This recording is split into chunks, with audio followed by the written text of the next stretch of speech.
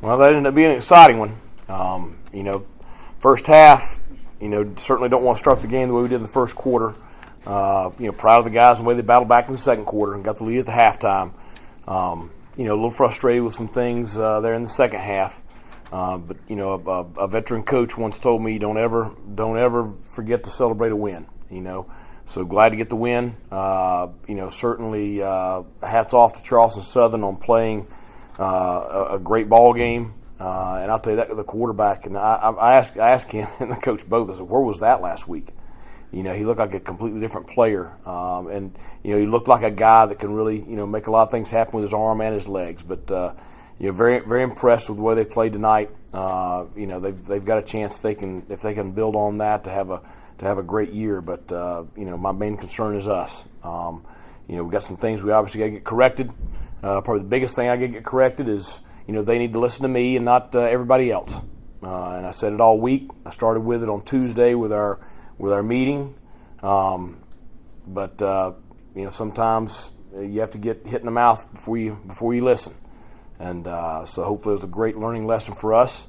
It's always easier to learn when you get a win because you don't win that one, and that's tough now. So 2-2, start conference play next week against a very good Tulane team. Got them at home. Really, really thankful for the fan base and the way they turned out, and the student section in particular. It's great to have fans back in the stadium, and the student section in the Boneyard was rocking tonight, and just so thankful to have Pirate Nation back with us. Coach, you warned us they were going to be highly proficient, and they turned out to be everything you said they might end up being. Well, they couldn't get that tempo going last week. We had not seen them go that fast in the first two ball games. They played very well against Citadel in week one, then did not play well last week, but then played lights out tonight.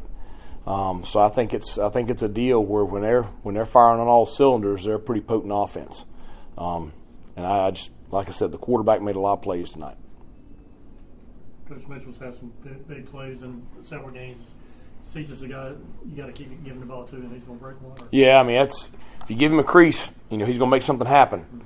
So he did a great job tonight as a big play right there to get us on the board. We needed to get the momentum back, and he was really the one that gave us the spark.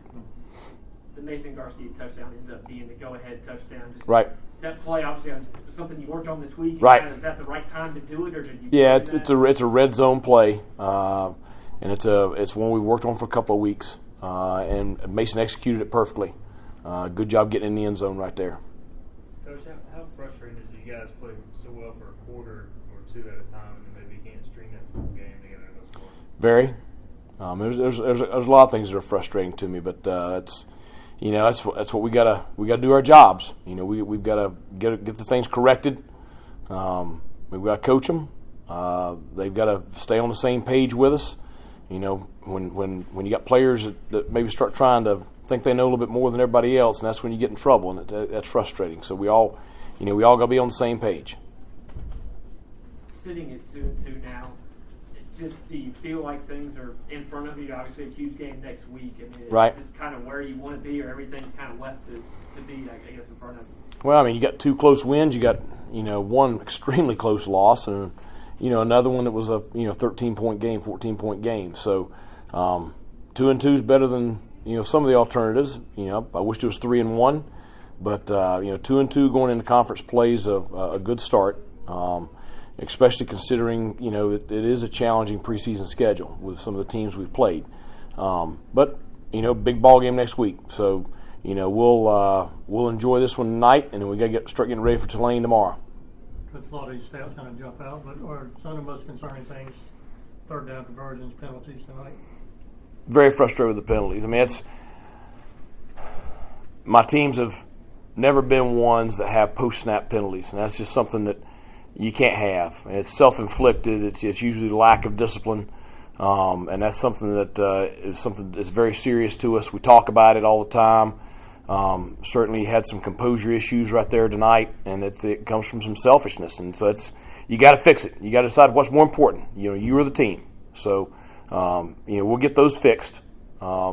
the third down conversions. We want to take a look at the situations. Usually when you do a good job on first and second down, that's when third down's better. So we want to take a look at the film before making too many rash judgments on that. Coach, the 2 wins, you've been down 17 and been down 14. Yeah, I'd like to try to not do that. But talk a little bit maybe about the character of your team and their ability to overcome those deficits. I know you got things to work on, but Yeah. still, yeah. Well, I think the resiliency, the fact that they don't implode. I think it's tonight would have been easy to deep six it now. I've seen teams lose that game right there. We all have. You have. So I think it says something about them that they came back and battled back and found a way to win it.